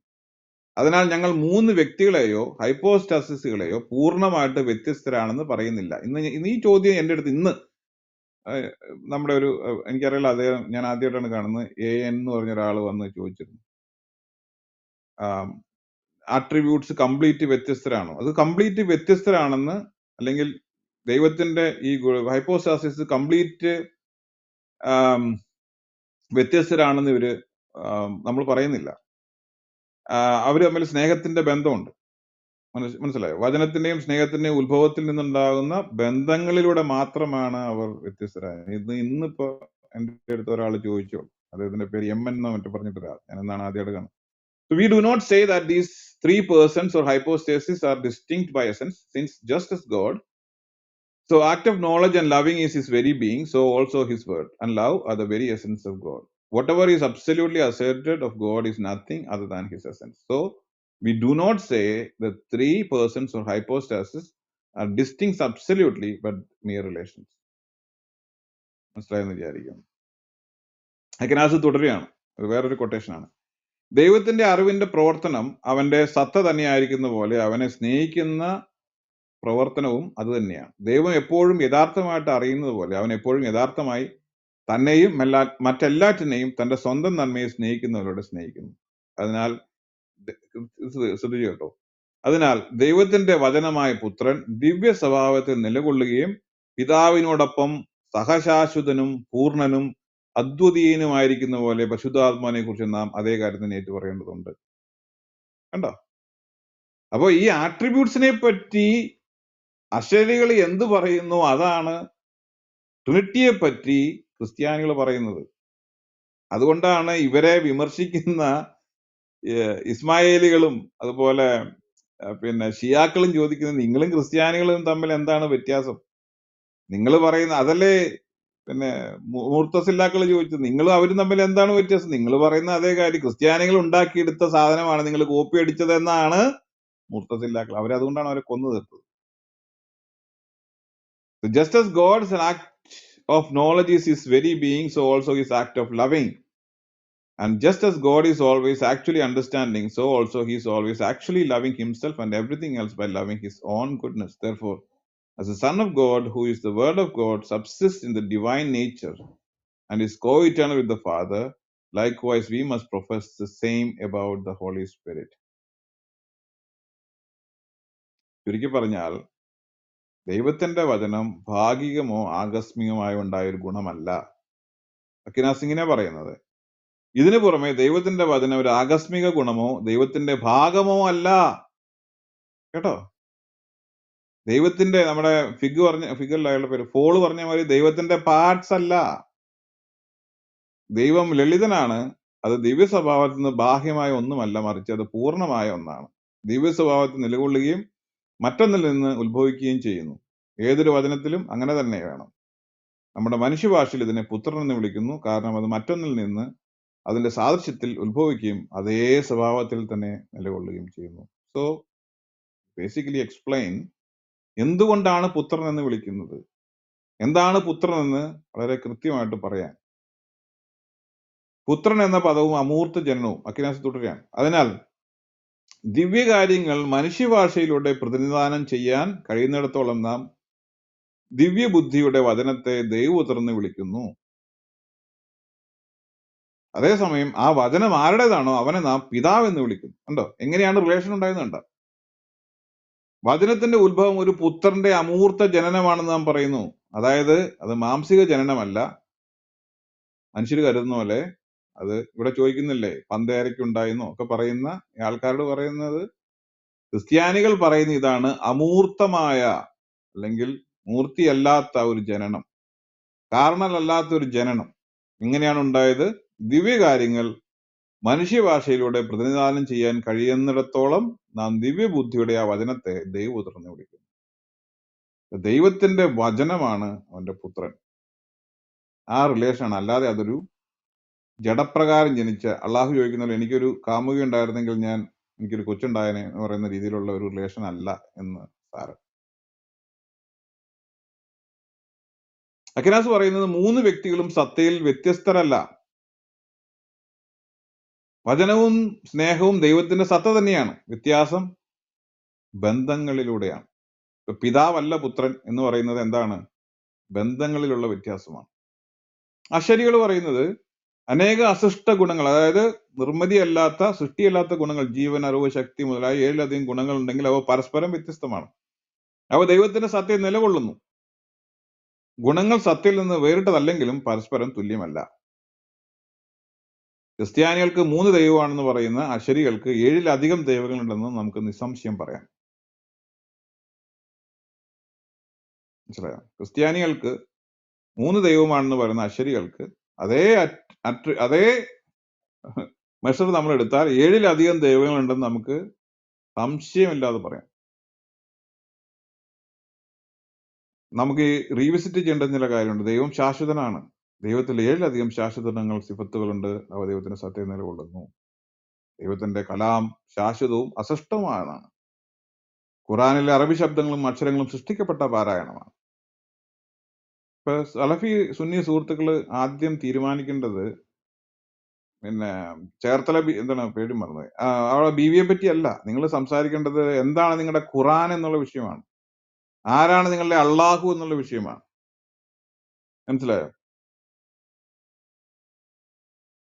ആരാണ് നിങ്ങളുടെ അള്ളാഹു, എന്താണ് നിങ്ങളുടെ ഖുറാൻ വാക്യങ്ങൾ പറയുന്നത് എന്നുള്ള കാര്യം നമ്മൾ പ്രത്യേകിച്ച് പറയേണ്ടെന്ന് ആവശ്യമുണ്ട്. ദൈവിക വചനം എന്നുള്ളത് അക്ഷരങ്ങൾ ഉള്ളതാണോ ഇല്ലാത്തതാണോ, ഈ വിഷയത്തിൽ നിങ്ങൾ തീരുമാനത്തിലെത്തണം.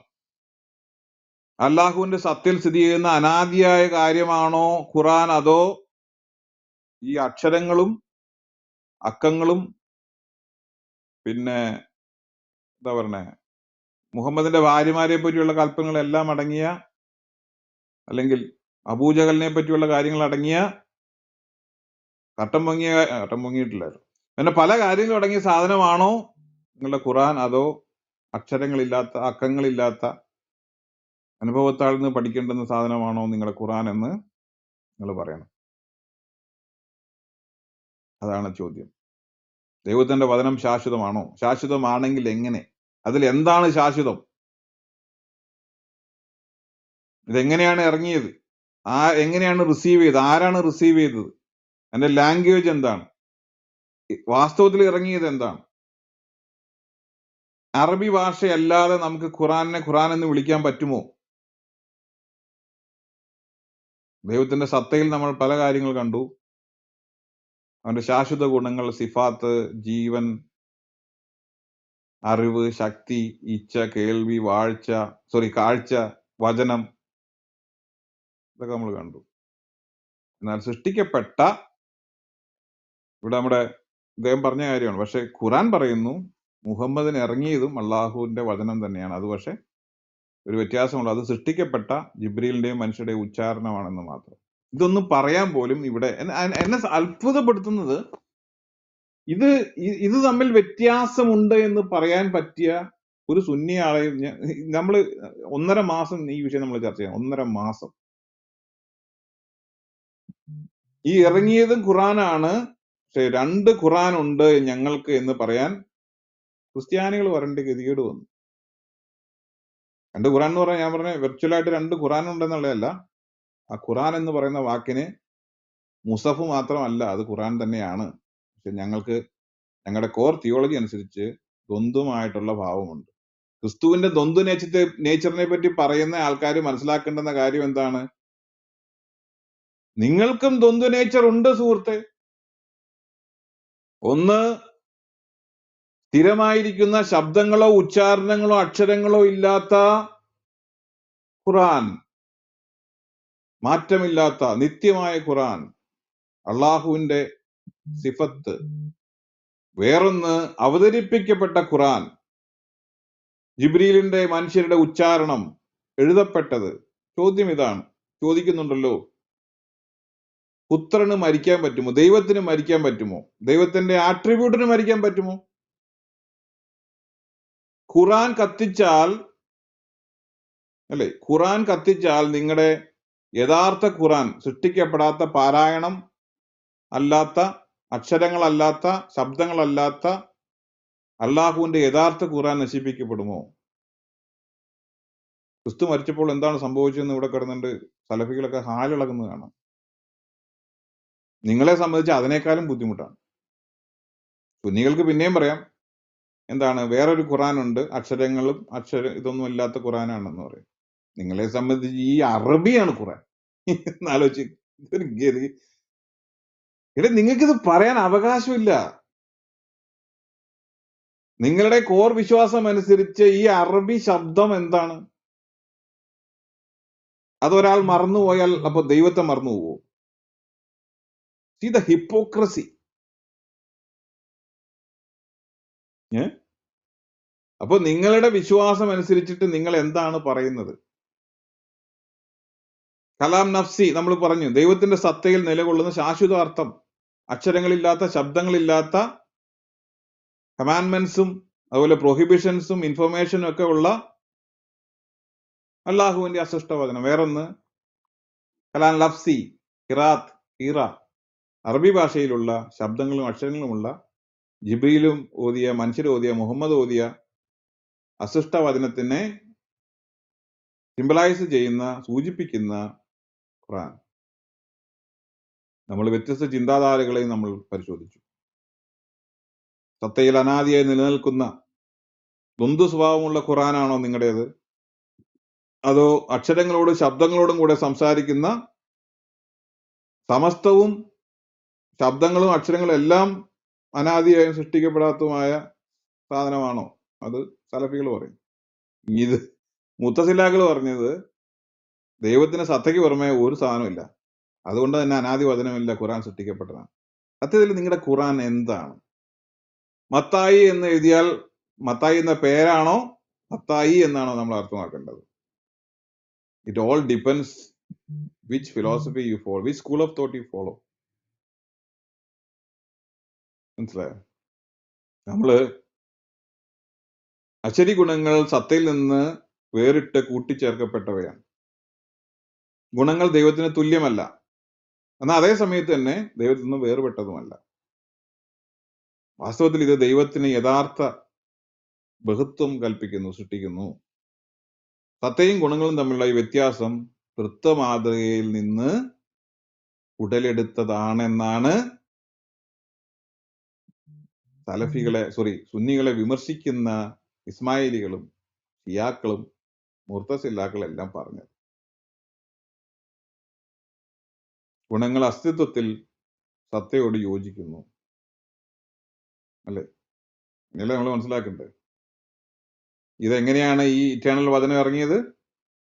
അള്ളാഹയുടെ ഇറ്റേണൽ ആട്രിബ്യൂട്ട്സ്, ഇറ്റേണൽ സ്പീച്ച്, സൗണ്ടും ലെറ്ററും അല്ലാത്ത, ബിയോണ്ട് സൗണ്ട് ആൻഡ് ലെറ്റർ ആയിട്ടുള്ള സാധനം അള്ളാഹ് ഗിബ്രീലിന് പഠിപ്പിച്ചു കൊടുക്കുന്നു. ജിബ്രീൽ അത് കേൾക്കുന്നു, പഠിക്കുന്നു, മനസ്സിലാക്കുന്നു. അദ്ദേഹം താഴേക്ക് ഇറങ്ങി വരുന്നു, മുഹമ്മദിന് അത് പഠിപ്പിച്ചു കൊടുക്കുന്നു.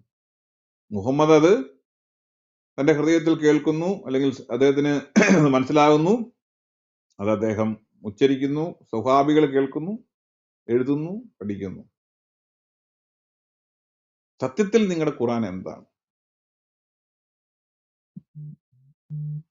Is God eternally speaking or is speech eternal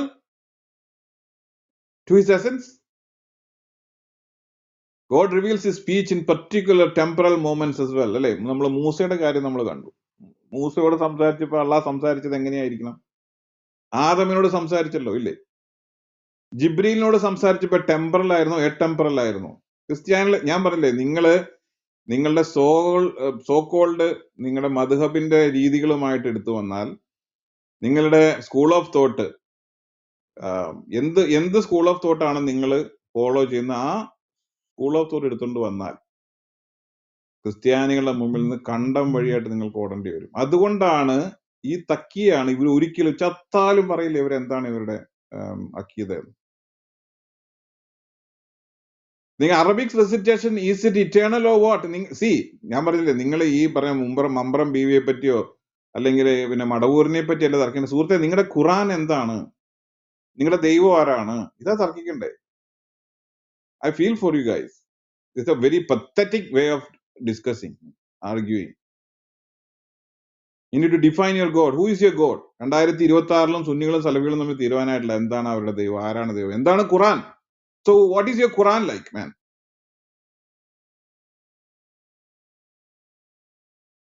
Ibn Taymiyyah ഖുറാനെ പറ്റി അല്ലെങ്കിൽ കലാമിനെ പറ്റി, കലാം എന്ന് പറയുക, ഇബിൻ തൈമിയ പറഞ്ഞിരിക്കുന്നത് ഖുറാൻ അക്കോർഡിംഗ് ടു ഇമാം മുഹമ്മദ് ഹൻബൽ, കോട്ടാണ് കേട്ടോ ഇത്. And the rest of the Imams of the Sunnah is that which God spoke, and he spoke the Arabic Quran through his own sound, and he spoke to Moses through his own sound, which does not resemble anything of the sound of the servants. കണ്ടോ? ഇബിൻ തൈമിയുടെ അഭിപ്രായത്തില് sound ഉണ്ട്. Then when he recite the Quran and we only recite it with our created sounds which does not resemble the sound of the Lord, then the Quran which we recite is a speech of God which we proclaim without it being something heard from him. So is this what the Sunnis teach? I mean, yeah, Sunnis teach? No. മനസ്സിലായല്ലോ. So God's attributes, ഇപ്പൊ ഈ ഖുറാനെ പറ്റി ഇത് പറഞ്ഞു. ഇബിൻ തൈമിയ ദൈവത്തിന്റെ ഗുണങ്ങളെ പറ്റി, ആട്രിബ്യൂട്ട്സിനെ പറ്റി പറയുന്നത് എന്താണ്? The voluntary attributes, al sifat എന്ന് പറയുന്നത്, they are affairs by which the Lord is qualified, may he be glorified and exalted. Thus they subsist in his essence by his will and his power, such as his speech, his hearing, his sight, his intention, his love, his pleasure, his mercy, his anger, and his wrath. He speaks by his will and power, and his speech is uncreated, but rather his speech is his attribute that subsists in his essence. നിങ്ങളെ സംബന്ധിച്ച് ദൈവം എന്താണ്, ദൈവത്തിന്റെ സിഫത്തുകൾ എന്താണ് എന്നുള്ള വിഷയത്തിലും നിങ്ങൾ തമ്മിൽ അഭിപ്രായ വ്യത്യാസമുണ്ട്. മനസ്സിലായോ? മടവൂരല്ല നിങ്ങളുടെ പ്രശ്നം. മനുഷ്യ, മനസ്സിലായോ? മുനമ്പം ബീവി അല്ല പ്രശ്നം, മടവൂരല്ല പ്രശ്നം. ഇതാണ്. Come on, grow up.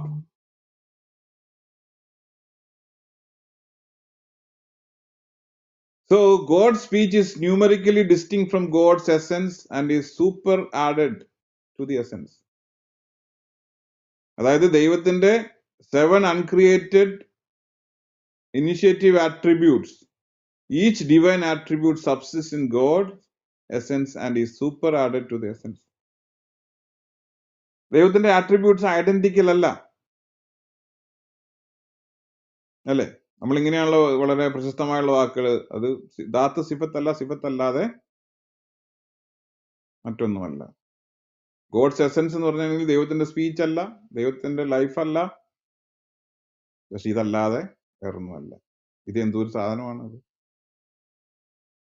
This means that Asharis affirm real multiplicity in God. Distinction through non-identity entails multiplicity.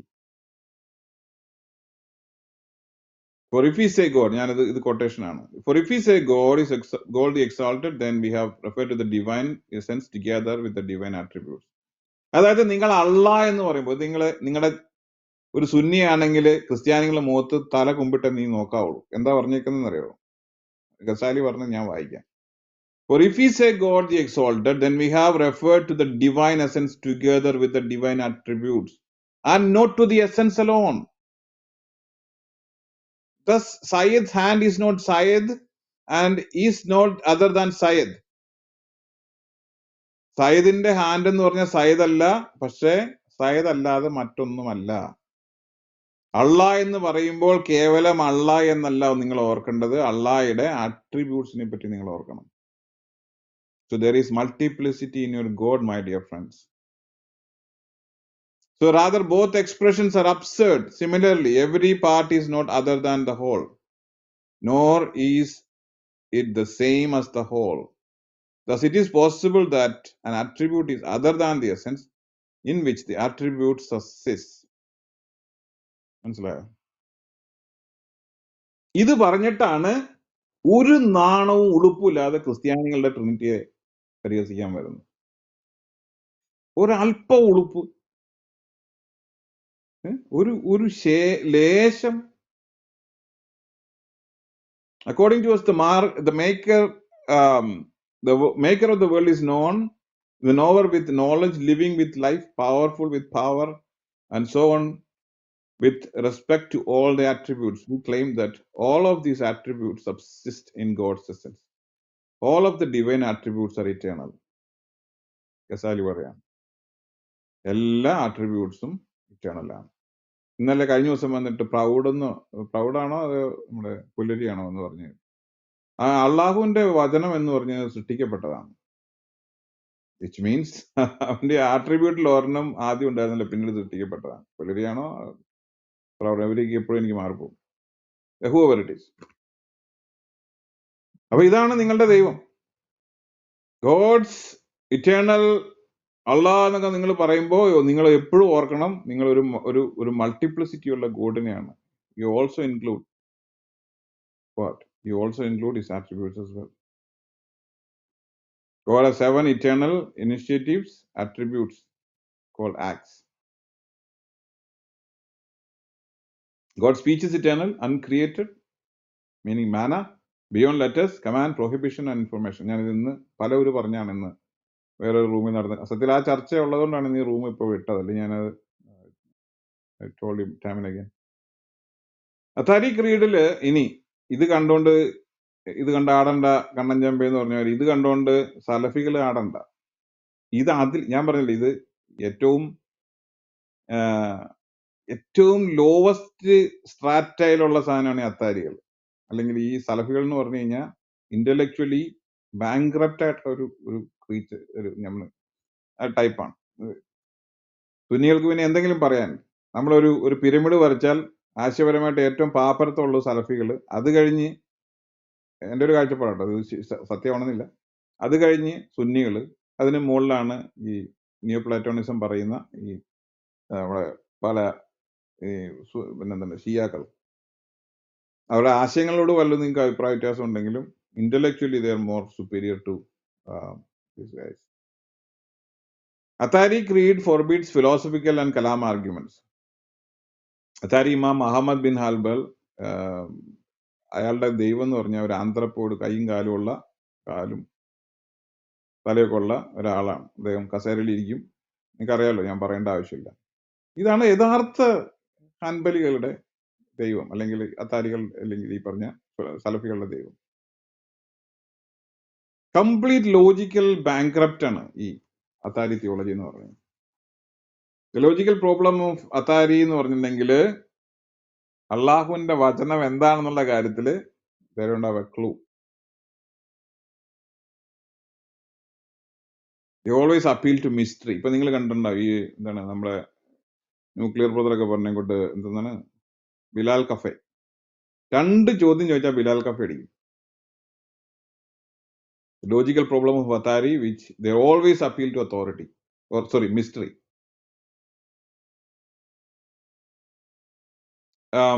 Quran teaches divine simplicity. ഇത് എപ്പോഴും പറയുന്നതാണ്. അത്താരി ഡോക്ട്രീൻ or attributes എന്ന് പറയുന്നത് വാസ്തവത്തില് ഖുറാനിക്കാണോ? ഒരു ഖുറാൻ മാത്രമേ എടുക്കുള്ളൂ എന്ന് പറയും, പക്ഷെ 4 ചോദ്യം ചോദിച്ചാൽ പിന്നെ ഖുറാനുമായിട്ട് യാതൊരു ബന്ധം ഉണ്ടാവില്ല. പിന്നെ നേരെ ഇവരുടെ പണ്ഡിതന്മാരിലോട്ട് കയറും.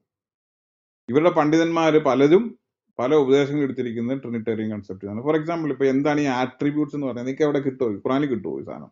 എല്ലാം word by word, letter by letter എഴുതുന്ന സാധനമാണ് എന്ന് പറഞ്ഞിട്ട് അള്ളാഹയുടെ ആട്രിബ്യൂട്ട്സിനെ പറ്റിയും ദാത്തിനെ പറ്റിയും പറഞ്ഞ ദാത്തിനെ പറ്റിയും ആട്രിബ്യൂട്ട്സിനെ പറ്റിയും സാധനം എഴുതി വെച്ചിട്ടുണ്ടോ? ഇല്ല. ഈ കഴിഞ്ഞ ദിവസം നമ്മുടെ നഹാസിക്കായിട്ട് സംസാരിച്ചപ്പോ ഈ ദാത്തിനെ പറ്റിയും സിഫത്തിനെ പറ്റിയും ഖുറാനിൽ പറഞ്ഞിട്ടുണ്ടോ?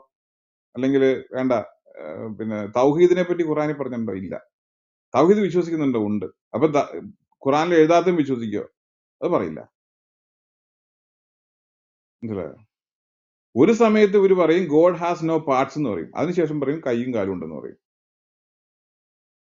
ഇത് കംപ്ലീറ്റ് ഓണ്ടോളജിക്കൽ കൊളാപ്സ് ആണ്. അതുപോലെ നമ്മുടെ JCB ബ്രദർ എപ്പോഴും പറയുന്ന ഒരു കാര്യമുണ്ട്, 2 കൈ. എനിക്ക് ആദ്യം എന്താണ് ഇയാൾ ഈ പറയുന്നത്, എനിക്ക് കേൾക്കുമ്പോൾ തന്നെ ഒരു അലർജിയാണ്. എന്താണ് ഈ 2 കൈ? So Athari creed always say that God has 2 hands, or 2 right hands. A perfect being should not have or could not have finite attributes.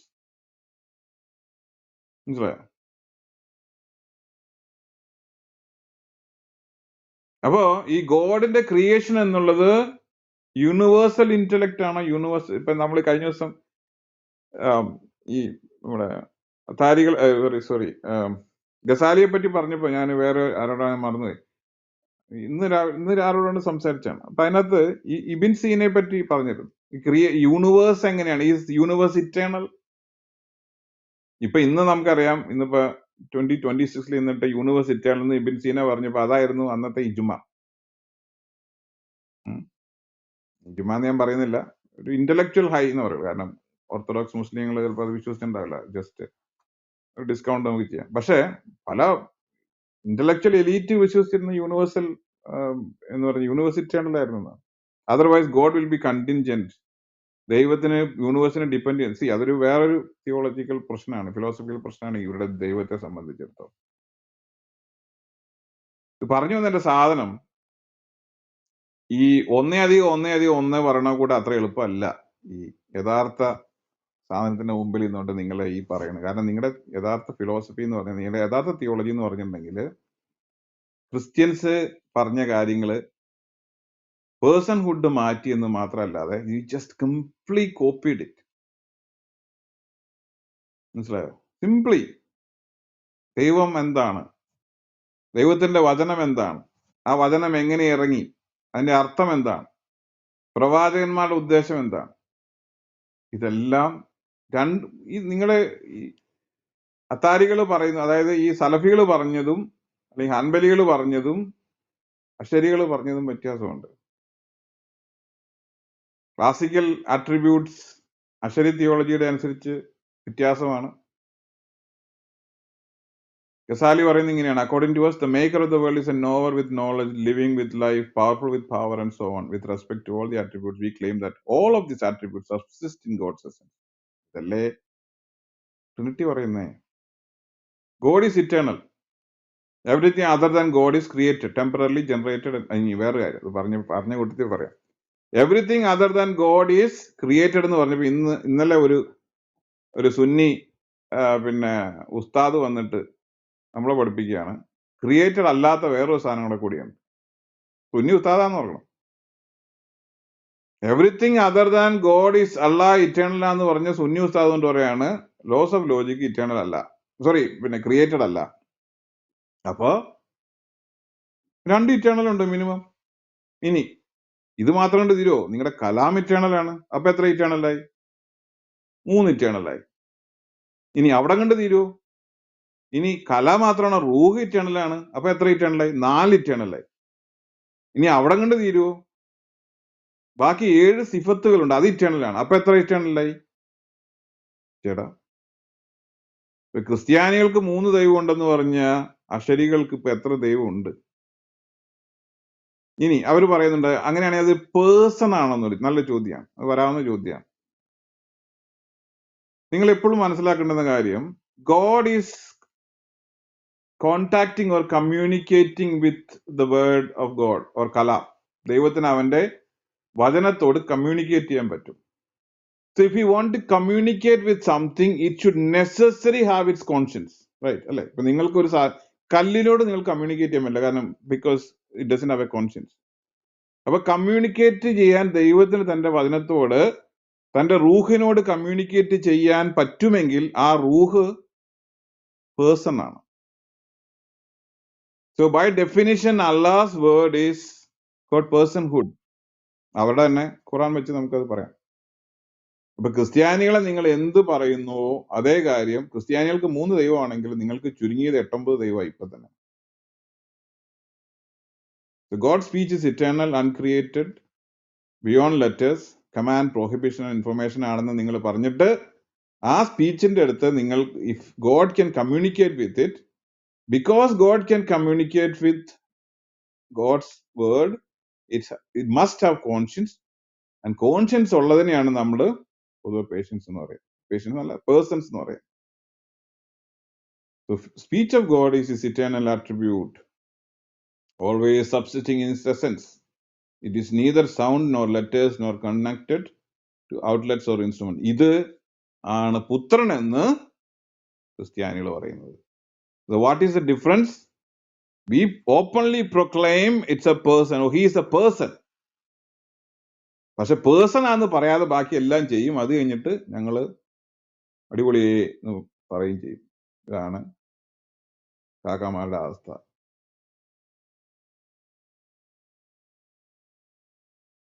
As for the sound of the servant, it is created. Ahmad and others had taught that. ഇത് ഇബിൻ തൈമിയ പറയാട്ടോ, ഇതാണ് രസം. But Ahmad did not say, whoever say that the sound of the Quran is created is a Jami. He only said whoever says the utterance of the Quran is a Jami. Whoever proclaims the speech of another person through the utterance of that man, they only proclaim the utterance of that other person. not their own utterances. He only proclaims it through his own sound, not with the sound of the other person. The actions by the servant recites and writes his speech, such as their sounds and their ink are created. ഇത് ഖുറാൻ എന്താണ്? ഞാൻ പറഞ്ഞല്ലേ, അള്ളാഹ് എന്താണ്, അള്ളാഹയുടെ attributes എന്താണ്, ഖുറാൻ എന്താണ്, ഖുറാൻ എങ്ങനെയാണ് മനസ്സിലാക്കേണ്ടത്, ഇതിലൊന്നുമില്ല യാതൊരു പൊരുത്തമില്ലാത്ത പാർട്ടികളാണ് ഈ സുന്നി പിന്നെ സലഫികൾ. അവരിപ്പോഴും തർക്കിക്കുന്ന മടവൂരിനെ പറ്റിയാണ്. ഞാൻ പറഞ്ഞില്ലേ, യു മസ്റ്റ് ഗ്രോ അപ്പ്.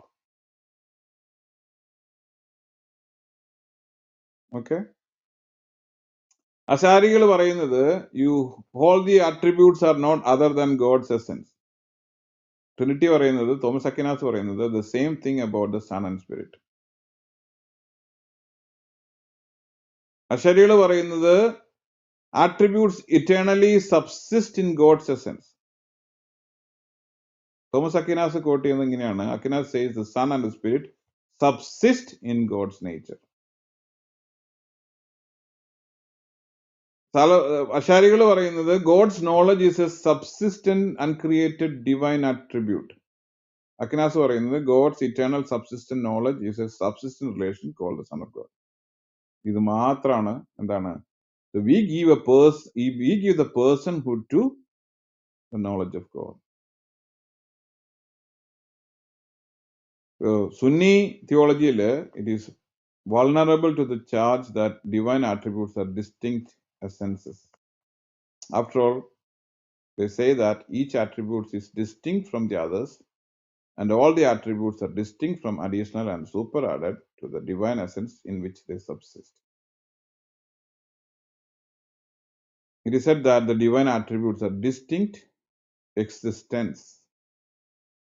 കണ്ടോ, ഇനി തർക്കിക്കാൻ വരുമ്പോ ഇവര് തന്നെ ഇവരുടെ പണ്ഡിതന്മാരെ തള്ളിക്കൊണ്ട് പറയും സിഫത്തുകൾക്ക് ഡിസ്റ്റിങ്ക്റ്റ് ആയിട്ടുള്ള എക്സിസ്റ്റൻസ് ഇല്ല. ഇമാം ജുവൈനി പറയുന്നത് divine attributes are distinct existence, മൗജൂദത്ത് എന്ന് പറയും.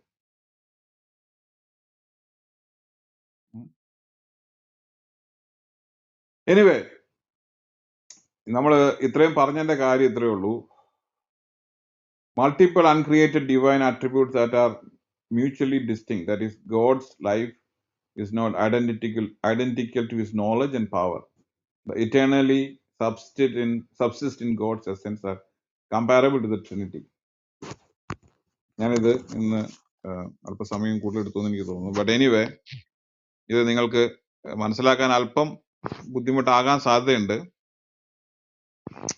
ഇത് പറഞ്ഞത് വേറെ ഒന്നും കൊണ്ടല്ല, ഈ ടൈപ്പ് പാർട്ടിക്കാരാണ് അത് കഴിഞ്ഞിട്ട് ക്രിസ്ത്യാനികളെ അവരുടെ വിശ്വാസം ശരിയല്ല എന്ന് പറഞ്ഞുകൊണ്ട് വിമർശിക്കാനായിട്ട് നടക്കുന്നത്. ഒരല്പം ലജ്ജ എന്ന് പറഞ്ഞ് നല്ലൊരു ഗുണമാണെന്ന് മാത്രം തൽക്കാലം ഞാൻ പറയാം.